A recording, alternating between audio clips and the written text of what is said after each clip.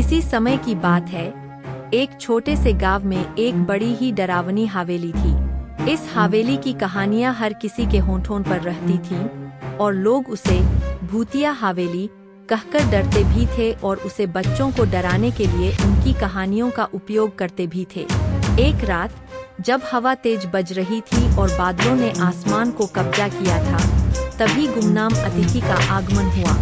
वह अतिथि किसी ने नहीं देखा था और न कोई उसका नाम जानता था, परंतु अचानक उस अतिथि का सामना होता है तो हर कोई आतंकित हो जाता है। हवेली के मालिक ने भी अतिथि का स्वागत किया, चाहे उसका नाम ना जानते हुए भी, क्योंकि धर्म के नियमों के अनुसार अतिथि को स्वागत करना था।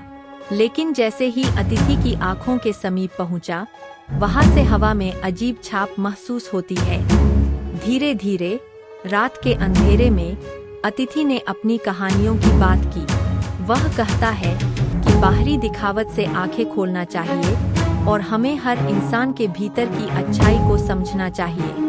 वह धर्म के मूल्यों की महत्ता बताता है और किसी को भी ना कहने से पहले दूसरे के विचारों को समझने की जरूरत को उजागर करता है। जब सुबह की किरणें आईं, तो अतिथि ने धीरे धीरे अपना असली रूप दिखाना शुरू किया। वह कोई भूत नहीं था, बल्कि एक आत्मज्ञानी आदमी था जो लोगों को समझाता रहता था कि जीवन में धर्म, नैतिकता और सहानुभूति की क्या महत्ता है। इस अतिथि की गतिविधियों ने हवेली के निवासियों का दिल छू लिया। उन्हें उसके द्वारा दी गई शिक्षाओं का आदर्श मानने को मजबूर किया और वे उसके संदेश को अपने जीवन में अमल में लाने का वचन किया।